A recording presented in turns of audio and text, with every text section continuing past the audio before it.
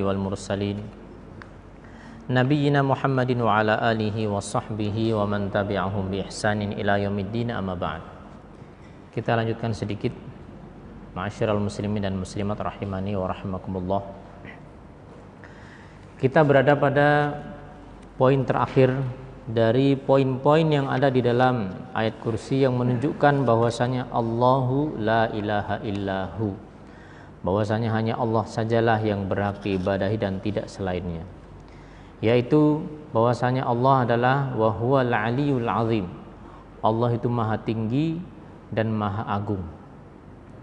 Telah kita sebutkan Allah itu tinggi di atas seluruh makhluknya, fauqa makhluqatihi, sebagaimana firman-Nya Ar-Rahmanu 'alal 'arsy istawa.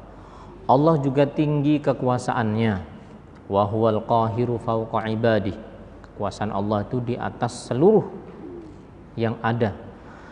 Dan Allah juga tinggi dengan kedudukannya serta keagungannya, wa ma qadarullaha haqqa qadrih. Ini yang berkaitan dengan Al-Ali, Al-Ali. Nah, sekarang yang berkaitan dengan nama Allah Al-Azim. Al-Azim, apa makna Al-Azim? Al-Azim maknanya adalah la syai'a a'zamu minhu, tidak ada yang lebih azim, tidak ada yang lebih agung, lebih besar, lebih agung ketimbang Allah Subhanahu wa taala. Wa annal makhluqa mahma 'azama sya'nuhu fahuwa ahqaru an tuqarana 'azamatuhu bi'azamati man khalaqahu wa aujadah. Dan makhluk sehebat apapun, makhluk seagung apapun, maka dia itu tetap makhluk dan dia lebih remeh ketimbang Allah Subhanahu wa taala yang menciptakannya, ya, yang menciptakannya. Makanya dalam hadis disebutkan al-kibriya'u ridai wal 'azamatu izari, faman naza'ani wahidan minhuma qadhaftuhu fin nari. Sesungguhnya al-kibriya itu adalah ridai. Maksudnya kesombongan itu adalah rida, selendang Allah Subhanahu wa taala. Rida itu pakaian atas. Kemudian keagungan itu adalah izari, sarungku. Barang siapa yang berusaha untuk menyaingiku dalam hal kesombongan, dalam hal keagungan, aku akan lemparkan dia ke dalam neraka. Jadi manusia itu nggak boleh sombong, karena yang boleh sombong itu siapa? Allah saja yang maha sombong. Dalam arti maha sombong itu Allah yang berhak untuk sombong, Allah itu yang punya semuanya. Manusia nggak ada apa-apanya. Ya, Allah yang maha agung, tidak boleh ada seseorang mengagung-agungkan dirinya sendiri.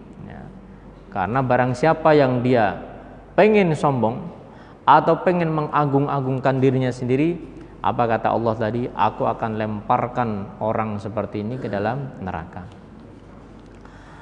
Ma'asyiral muslimin rahimani wa rahimakumullah. Bagaimana kita beribadah kepada Allah dengan menggunakan nama Allah Al-Ali Al-Azim? Allah menyebutkan di Al-Quran itu kan begini, walillahil asmaul husna fad'uuhu biha. Allah punya nama-nama yang husna, asmaul husna, fad'uuhu biha, maka ibadahilah Allah dengan menggunakan asmaul husna tersebut. Ya, beribadah kepada Allah dengan menggunakan asmaul husna itu tidak sekedar seseorang hanya menghafalkan tanpa mengetahui maknanya, tanpa mengetahui konsekuensinya, bukan itu. Ya, hafal bagus, akan tetapi sekedar hafal tanpa ngerti maknanya, ya itu tentunya sebuah kekurangan. Maka ketika Allah menyebutkan Allah itu Al-Aliyul Azim, bagaimana kita beribadah kepada Allah dengan menggunakan nama Allah tersebut? Itu penting, ya. Sebagaimana firman Allah yang tadi disebutkan, fad'uuhu biha, berdoalah kepada Allah, beribadalah kepada Allah dengan nama Allah tersebut. Maka penghambaan, peribadatan kepada Allah Subhanahu wa taala dengan namanya Al-Ali Al-Azim adalah dengan mengagungkan Allah Subhanahu wa taala. Dengan merendahkan diri sendiri, diri kita di hadapan Allah Subhanahu wa taala. Dengan kita tunduk di hadapan Allah yang Maha Agung, dengan mengesahkan Allah, hanya Allah saja kita tunduk, kita menghinakan, itulah ibadah kepada Allah dengan menggunakan nama Al-Ali Al-Azim. Jadi kita ini hanya tunduk kepada Allah, hanya menghambakan diri kepada Allah, hanya menghina-hinakan diri kita kepada Allah Subhanahu wa taala, hanya merendah-rendahkan diri kita kepada Allah, mengkhusyuk-khusyukkan diri kita kepada Allah Subhanahu wa taala. Itulah yang dituntut dari nama Al-Ali Al-Azim. Nah, Allah itu punya nama banyak. Setiap nama itu ada maknanya. Setiap makna dari nama-nama tersebut ada konsekuensinya bagaimana kita beribadah kepada Allah Subhanahu wa taala. Contoh yang lain. Allah punya nama Al-Alim. Artinya apa Pak Al-Alim? Maha berilmu, Maha mengetahui, kan itu kan. Bagaimana kita beribadah dengan menggunakan nama Allah? Maka kita meyakini bahwasanya Allah itu mengetahui semuanya. Allah itu mengetahui yang ada di masjid ini, ya, secara detail, apa yang tersembunyi dan terbetik di benak kita masing-masing. Allah itu tahu, ya. Allah itu tahu siapa yang kemudian misalnya, ya, memiliki niat-niat tertentu. Allah tahu. Nah, itu beribadah dengan nama Al-Alim, ya. Demikian juga seseorang minta kepada Allah ilmu, ya Allah, ya Alim, alimni. Ya, wahai yang Maha memiliki ilmu, ajarkan kepadaku ilmu yanfa'uni, ilmu yang bermanfaat. Nah, ini cara beribadah dengan menggunakan nama-nama Allah yang jauh lebih penting ketimbang sekedar hafal Asmaul Husna, tetapi tidak menggunakan Asmaul Husna dalam beribadah. Manfaatnya kurang. Kalau cuma ngapal tok itu apa? Kurang. Ya. Loh, kan ada hadis yang mengatakan Allah itu innalillahi tis'atan wa tis'ina asman faman ahsaha dakhalal jannah. Hadisnya sahih. Barang siapa, sesungguhnya Allah itu punya 99 nama, 100 kurang 1. Barang siapa yang menghafalnya, ihsa, ya, mengihsanya pasti masuk surga. Ya. Nah, mengihsa ini bahasa Arabnya faman ahsaha. Saya tadi terjemahkan dengan menghafal, dan itu biasanya terjemahan yang dipakai. Maka penerjemahan, pemaknaan ihsa itu menurut para ulama bukan sekedar hafal tok, tidak. Tetapi dia memahami maknanya dan dia merealisasikan tuntutan dari nama Allah tersebut. Contohnya tadi Al-Alim. Kalau sudah tahu Al-Alim, seseorang ini punya keyakinan Allah itu Al-Alim. Pertama, dia mengetahui ini kalau saya umpamanya korupsi ini, ya, ini bos nggak ngerti, KPK nggak ngerti, atau misalnya yang lain nggak ngerti, tapi siapa yang ngerti? Allah. Wah, nggak jadi dah, ya, tidak jadi. Ya. Nah, ini namanya bentuk beribadah kepada Allah dengan nama Allah Al-Alim. Nama Allah yang lain, wah banyak. Allah punya nama misalnya apa? Asy-Syafi. Apa artinya Asy-Syafi? Yang Maha menyembuhkan. Kalau kita sakit, dan kita pasti sakit, dan kita pernah sakit, dan kita mungkin masih akan sakit-sakit lagi, kan itu. Maka kita ingat ya, bahwasanya apa? Allah itu Asy-Syafi. Allah itu Maha penyembuh. Tidak ada yang bisa menyembuhkan kecuali Allah. Obat itu enggak menyembuhkan. Ya. Terapi itu tidak menyembuhkan. Yang menyembuhkan itu Allah. Adapun obat, terapi, dokter itu semuanya adalah sarana saja. Ya. Kalau Allah berkehendak, nggak sembuh itu orang. Mau berobat pakai terapi apa, mau berobat pakai apa, obat apa, pakai dokter siapapun, nggak sembuh itu orang.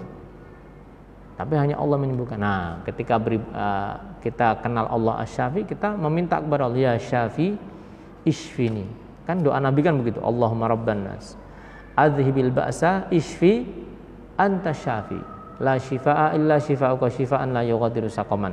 Doa ngeruqyah orang sakit kan itu. Ya Allah yang maha, wahai manusia, wahai Allah yang Tuhan yang manusia, anta syafi, engkaulah asyafi, tidak ada kesembuhan melainkan dari engkau wahai asyafi. Sembuhkanlah penyakit ini dengan kesembuhan yang tidak menimbulkan sisa, tuntas. Maka dari itu penting kita mengetahui makna dari nama-nama Allah serta konsekuensinya. Mengagungkan Allah Subhanahu wa taala. Nah, mengagungkan Allah ini bukan berarti kemudian jamaah sekalian rahimani wa rahimakumullah, dan kita akan tutup kajian kita dengan poin ini. Bukan berarti kemudian seseorang justru malah melakukan hal-hal yang menimbulkan kemurkaan Allah. Mengagungkan Allah Subhanahu wa taala itu bukan dengan melakukan hal-hal yang menimbulkan kemurkaan Allah. Contoh, orang musyrik yang disebutkan di dalam Al-Quran, mereka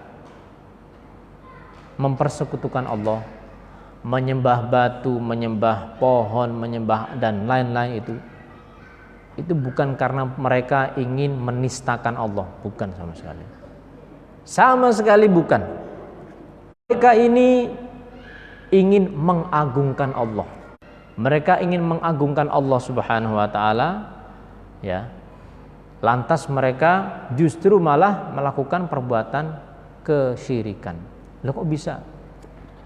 Mereka mengatakan gini, dalih mereka. Sesungguhnya ini disebutkan dalam Al-Quran.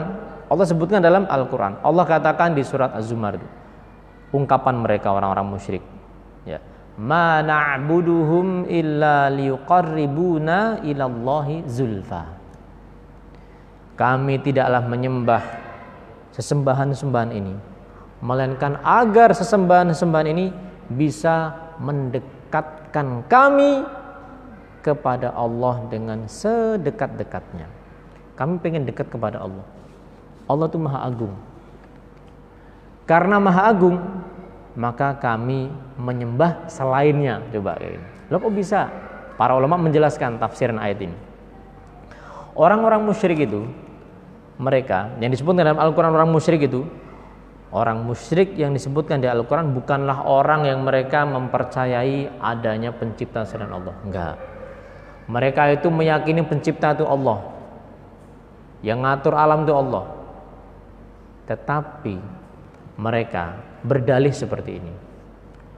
Kami saja kalau mau ketemu, mau minta kepada pemimpin kami, pemimpin kabilah kami enggak langsung sekonyong-konyong datang minta, wahai pemimpin kabilah, ya, saya butuh ini, saya butuh itu. Oh, enggak sopan itu. Tidak sopan. Nah, terus bagaimana? Kami harus apa? Bawa orang yang dikenal. Ya, itu juga berlaku toh di kita. Kita kalau misalnya ketemu, ya misalnya mohon maaf, misalnya mau ketemu sama bupati, ya, langsung datang ngetok pintunya, langsung pergi ke ini ngetok, pengen ketemu. Bisa nggak? Wah, dari depan sama satpam, bukan satpam, apa namanya, keamanan sudah. Mau urusan apa? Saya pengen ketemu. Mana? Dari mana, surat tugasnya apa? Ya, saya pengen aja. Wah, nanti langsung mau pulang mas, pulang. Ya, jangan lupa minum obat. Nanti disuruh minum obat.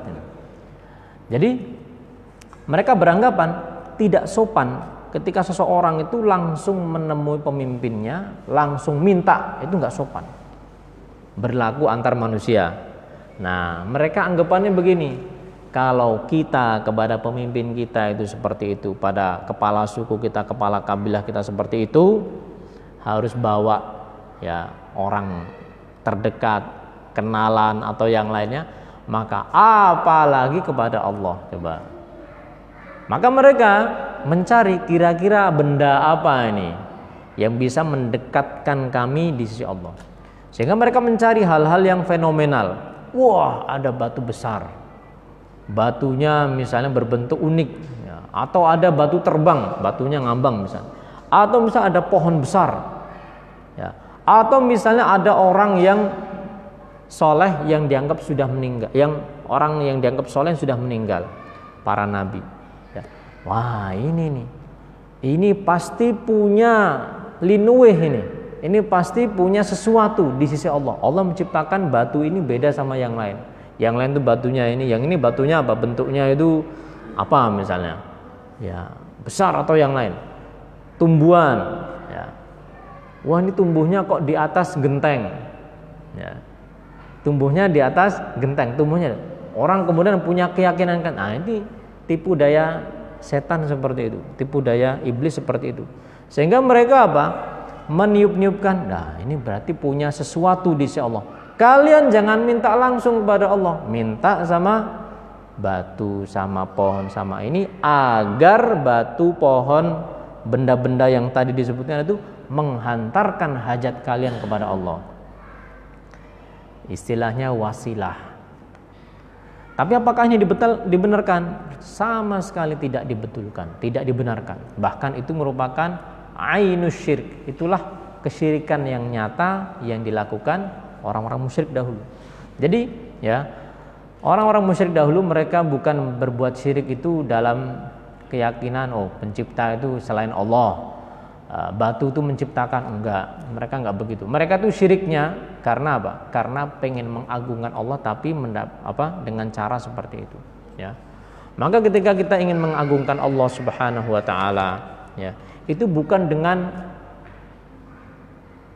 sekemauan kita, akan tetapi kita mengagungkan Allah Subhanahu wa taala dengan mengikuti bagaimana Allah ingin diagungkan. Apa kata Allah? Wa qala rabbukum ud'uni astajib lakum. Allah, Tuhan kalian mengatakan, minta kalian kepadaku. Kepada siapa mintanya? Kepada Allah. Jangan minta kepada orang yang sudah meninggal, kepada orang soleh, kepada nabi, kepada siapapun. Mereka orang-orang soleh itu, ya, para aulia Allah Subhanahu wa taala, mereka itu enggak terima, enggak mau, dan mereka akan mengingkari perbuatan orang-orang yang meminta kepada mereka. Allah sebutnya di dalam surat Al-Isra, ya. Dalam surat Al-Isra. Ulaikal ladzina yad'una yabtaghuna ila rabbihimul wasilah. Yang kalian sembah-sembah itu selain Allah, mereka itu sendiri itu pengen dekat kepada Allah, ya.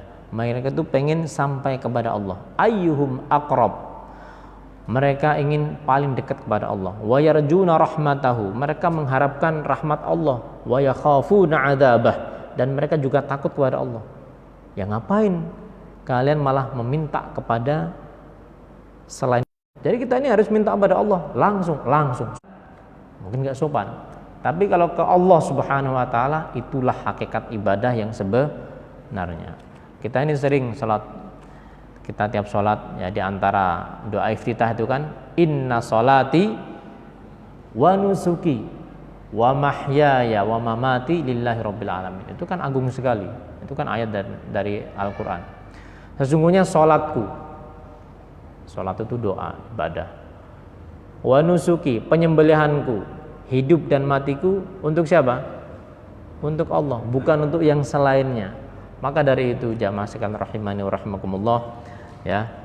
Inilah kesimpulan dari ayat kursi yang semuanya ini merujuk dan juga berporos pada pengesaan Allah Subhanahu wa taala.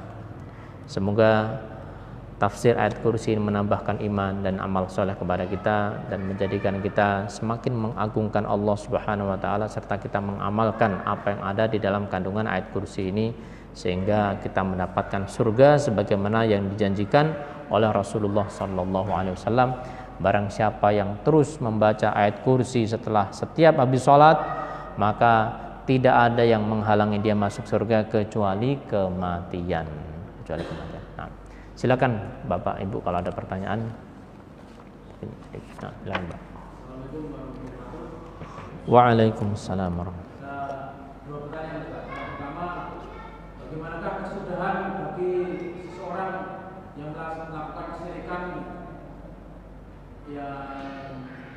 itu bukan muslim, maksudnya dia memang orang musyrik yang dia mungkin tinggal di hutan sama seorang muslim yang melakukan kesyirikan karena mungkin berjalan dengan ilmu agama seperti nanti dia melakukan perkebunan dan dukun akan jimat itu gimana? Ya. Apakah sama atau lain? Allah mengatakan wa ma kunna mu'adzibina hatta nab'atsa rasula. Kami tidak akan mengadab sampai kami mengutus seorang rasul. Ya. Jadi tidak adil dong kalau kemudian apa? Hujjah belum ditegakkan, alasan belum ditutup terus kemudian diazab. Maka itu maha suci Allah dari yang namanya kezaliman. Itu kan zalim. Wong saya nggak ngerti aturannya misalnya. Orang nggak ngerti aturannya terus kemudian apa? Kena pasal. Saya nggak ngerti. Ya. Maka orang-orang seperti ini ya, yang istilahnya adalah orang-orang ahlul fatrah. Ahlul fatrah itu orang yang dia berada di masa kekosongan Rasul. Atau orang yang mungkin dia sudah di zaman diutusnya Rasul tetapi apa? Dia tidak mendengar, dia tidak tahu. Contohnya apa? Mohon maaf, orang-orang yang maktuh. Maktuh itu apa? Maktuh itu istilah dalam ilmu fikih, dia itu kurang akalnya. Ada dia lihat orang sholat, cuma dia nggak ngeh, dan dia memang nggak wajib sholat orang kayak gitu tuh. Ya, orang yang maktuh, orang majnun, orang yang gila itu nggak wajib. Itu akan apa? Nanti akan ada sesi khusus orang-orang seperti itu. Jadi dia tidak akan sama dengan orang-orang yang seperti kita ini. Kita punya akal, kita mendengar, kita melihat, kita tahu, oh ada pengajian seperti ini toh. Ya, maka itu hujjah sudah tegak. Hujjah itu apa? Sudah tegak. Ya. Maka ketika seseorang kemudian dia yang tadi, yang pertama itu kan nggak tahu, akan ada sesi khusus nanti di akhirat. Ya, Allah Subhanahu Wa Taala akan kumpulkan orang-orang seperti ini, termasuk bareng dengan orang yang tadi semasa di dunia itu dia apa tidak punya akal, yang nggak ngerti ini, akan diuji dengan ujian khusus yang ujian itu akan menjadi hujjah baginya. Ya, apabila dia taat maka dia masuk surga, apabila dia tidak taat ketika itu dia juga akan dihukum masuk neraka, dan Allah Maha Adil. Nah, satu. Nah, bagaimana dengan orang yang dia ya melakukan praktek kesyirikan terus dia belum tahu atau tidak tahu? Ya. Maka orang seperti ini tentunya ada perinciannya. Kalau dia tidak tahu karena memang tidak mau tahu, ya, maka tidak akan sama dengan orang yang memang tidak tahu setelah dia mencari tahu. Orang yang tidak mau tahu itu gimana? Kan mengajarkan, nggak boleh, ya, nggak boleh pasang misalnya penglaris atau yang lainnya.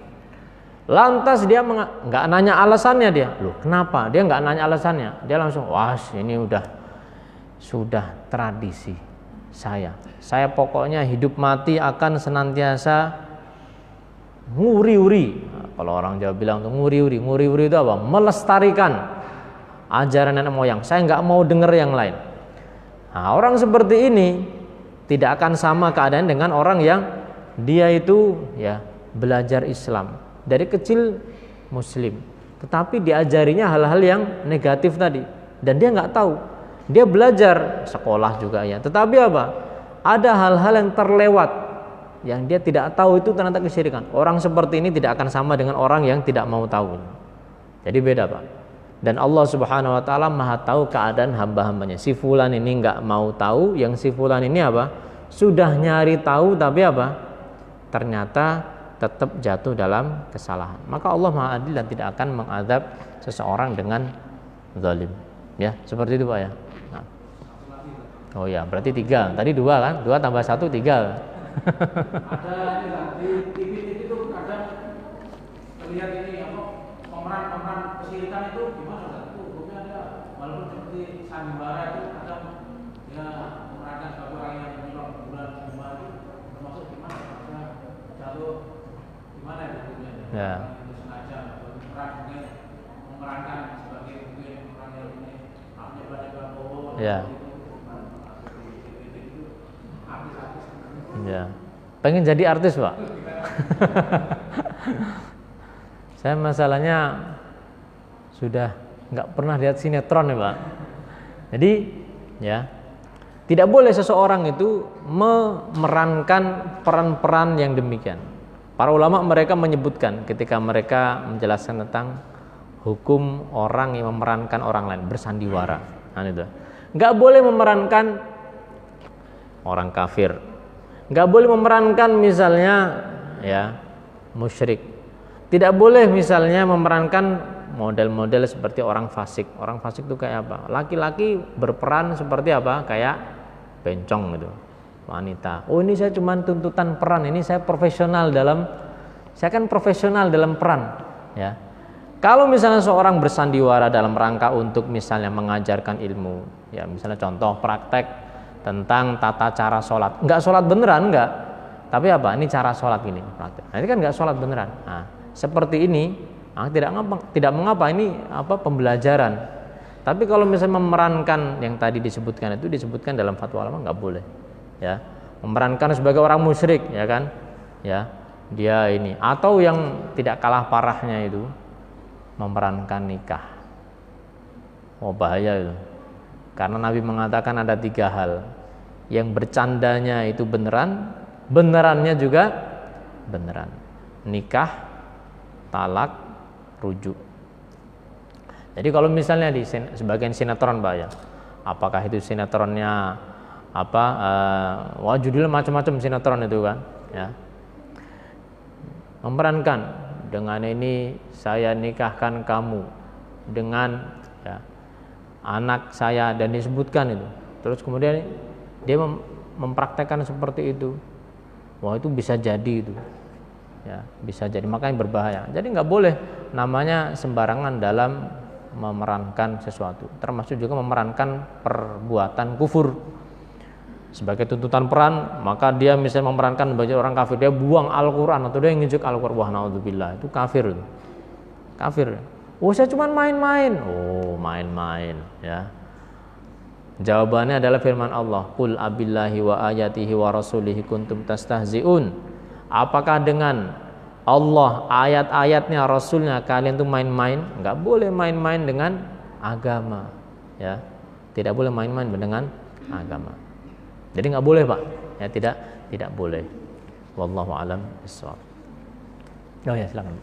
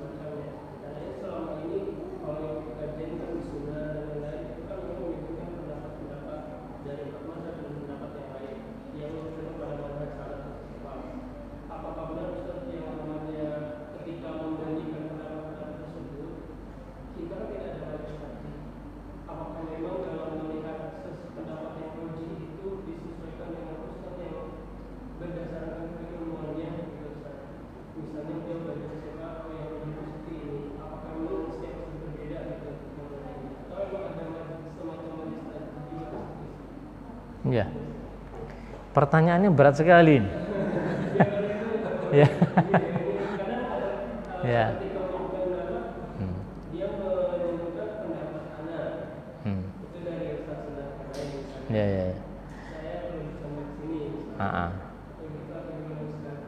Ini kalau menjawab ini itu setengah majelis atau satu majelis. Tapi singkatnya begini, Pak.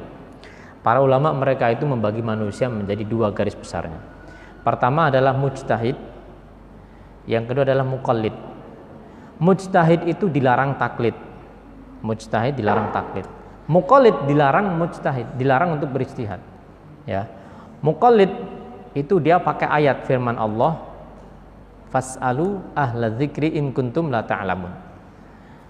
Muqallid itu artinya orang awam yang dia taklid. Maka bertanyalah kepada ahlul ilmi jika kalian tidak mengetahui. Dalam konteks fikih, ya, fikih itu kan luas. Fikih itu apa? Luas.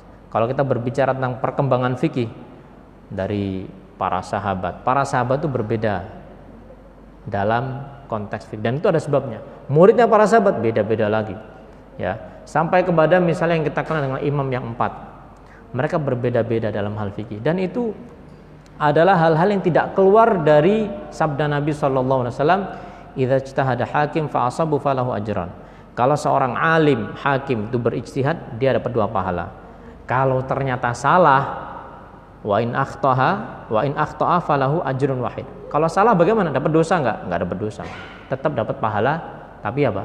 1, ya. Nah, jadi para ulama kita yang 4 imam itu ulama kaum muslimin yang mereka sebatas keilmuan mereka meneliti dan mereka sepakat menggunakan Al-Quran dan As-Sunnah. Hanya saja misalnya mereka memiliki keterbatasan sebagai manusia biasa, keterbatasan manusiawi. Contoh, imam misalnya kita sebut saja misalnya imam yang paling awal, yaitu Imam Abu Hanifah rahimahullah. Imam Abu Hanifah itu beliau, ya, hidup di daerah yang di situ banyak para pemalsu hadis.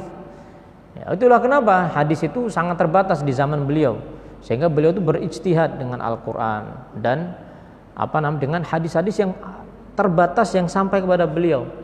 Ya, karena tidak seperti zaman sekarang. Kalau zaman sekarang ini yang di ujung mengatakan A, ujung barat, ujung timur sudah ngerti, oh ternyata A.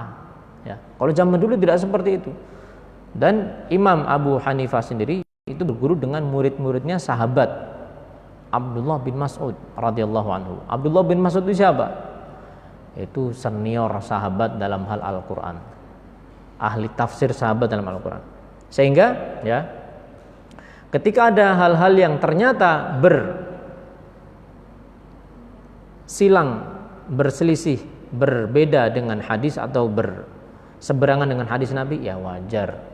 Ya, beliau itu berada di zaman di mana hadis itu sedikit, dan di tempat beliau ketika itu daerah Kufah, Irak, itu banyak para pemalsu hadis, sehingga beliau tidak mau sembarangan terima hadis. Nah, itulah yang dijelaskan oleh Ibnu Taimiyah ketika menjelaskan kenapa kok mazhab itu berbeda-beda.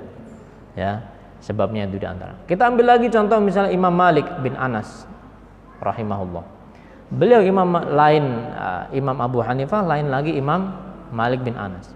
Imam Malik bin Anas itu beliau, ya, terkenal dengan kitab Muwatta'nya. Beliau itu mengumpulkan dari sahabat-sahabat yang mayoritas ketika itu di Madinah. Beliau enggak seperti ulama yang lain. Tidak seperti muridnya Imam Syafi'i. Imam Syafi'i itu berpindah-pindah.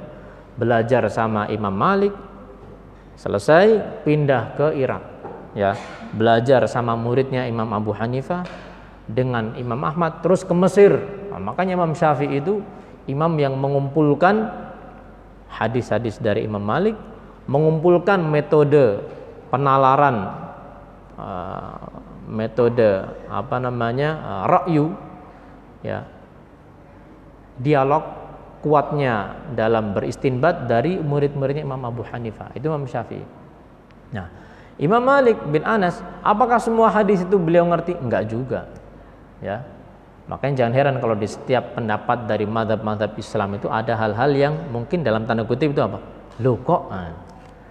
Misalnya anjing itu apa? Suci. Loh kok ada yang begitu? Wah, ada. Kenapa? Ya karena ada hal-hal yang mereka itu terbatas mengetahuinya. Di zaman mereka itu mungkin belum sampai hadisnya, mereka itu sudah sampai tetapi mereka punya anggapan hadis ini lemah, ya, dan seterusnya, yang menjadikan ada tulisan bagus yang disusun oleh atau dikarang oleh Syekhul Islam Ibnu Taimiyah rahimahullah, Raf'ul Malam an A'immatil A'lam, mengangkat celaan dari para imam-imam kaum muslimin. Kita nggak boleh mencela imam-imam kaum muslimin. Oh, misalnya saya mazhabnya Syafi'i, silakan Anda belajar mengikuti metodologi mazhab Syafi'i. Ulama-ulama yang mereka belajar dengan metodologi mazhab Syafi'i itu banyak, ya. Karena fikih ini apa? Fikih itu luas, dan ketika seseorang dihadapkan pada keterangan yang lebih sahih, ya, lebih tegas, oh ternyata hadisnya seperti ini toh, maka tidak ada masalah ketika seorang yang belajar mazhab Syafi'i terus kemudian apa? Dia mengambil pendapat yang lain, dan itu hal yang dilakukan dan dipraktekkan para ulama dari sejak zaman dahulu sampai zaman sekarang. Sehingga kalau dengan cara seperti itu, maka mestinya tidak ada namanya fanatisme dalam bermadzhab. Karena bermadzhab itu sendiri adalah madrasah. Anda belajar fikih itu gimana? Kan itu. Tetap belajar fikih itu kalau kita lihat buku-buku madzhab itu langsung pada poinnya. Syarat sholat itu 1, 2, 3, 4, 5 sampai 14, ya kan? Rukun sholat 1, 2, 3. Nah, ini mana keterangannya? Oh, ada keterangannya, tapi tidak di sini. Ya, tidak di sini. Di mana? Di penjelasan dari buku fikih tersebut. Ya, di penjelasan dari buku fikih tersebut. Nah, saya tidak tahu dari mana mau menjawab pertanyaan, dan makanya tadi itu bisa setengah majelis itu. Walhasil intinya, kalau kita orang awam, maka kita bertanya kepada orang yang kita yakini ilmu dan kesalehannya, dan itu sudah cukup. Fas'alu ahla dzikri in kuntum la ta'lamun. Ya. Adapun orang yang mujtahid, dia nggak boleh ikut-ikutan. Mujtahid itu gimana? Mujtahid itu orang yang sudah menguasai multidisiplin ilmu, dari bahasa Arabnya, dari Al-Quran dan tafsirnya, dari hadis sampai nasikh dan mansukhnya, usul fikihnya, baru dia kemudian apa? Dari pendapat-pendapat ulama terdahulu, baru kemudian apa? Dia mengambil pendapat, dan itu tidak keluar dari pendapat yang sudah dicetuskan ulama-ulama terdahulu. Nggak mungkin dong ada pendapat yang dibawakan orang hari ini sementara orang zaman dahulu itu nggak ngerti, itu nggak mungkin. Sehingga pendapat-pendapat dari para ulama kita, ulama kaum muslimin itu tidak lepas dari apa-apa yang sudah dipendapatkan atau fatwakan oleh para ulama terdahulu, kecuali dalam masalah apa? Masalah yang belum ada sebelumnya. Istilahnya masalah-masalah nawazil itu masalah-masalah besar, ya. Masalah-masalah besar. Masalah HP ini saja. Ya, baca Al-Qur'an pakai HP itu ada keterangannya, tapi bukan keterangan di blog, ya. Tapi zaman dulu itu sudah ada. Bagaimana kalau misalnya orang itu baca Al-Qur'an tapi bacanya itu di cermin. Ya. Nah, sebagian ulama mereka mengatakan nggak boleh memegang Al-Quran kecuali orang yang suci, la yamassu ilal mutahharun. Itu jumhur. Sekarang kalau misalnya pakai cermin gimana? Apakah itu boleh dipegang nggak? Nah, itu kemudian apa? Dikonversikan masalah yang sudah ratusan tahun dahulu disebutkan di kitab-kitab fikih ke zaman sekarang. Ini boleh nggak? Kalau misalnya orang baca Al-Quran kayak gini, ya nggak punya wudu, ya. Bagi mereka yang beranggapan wajib punya wudu itu. Seperti ini, ya. Oh, ini ada penjelasannya di ulama terdahulu. Siapa yang ngerti itu? Mujtahid. Makanya kalau mujtahid itu nggak boleh taklid.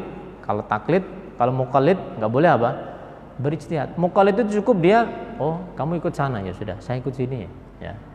Kenapa? Ya kita sama sesama bis dilarang saling itu, kemudian apa? Dia mendahului, melompati kewenangannya. Nah, ini nanti muskilah. Ya, nanti apa? Nanti musibah. Misalnya bahasa Arab saja belum tuntas, belum ngerti kok ngomong, oh saya menurut ijtihad saya ini, wah ini bahaya. Nggak boleh. Para ulama memperingatkan nggak boleh sembarangan dengan istilah ijtihad. Saya tidak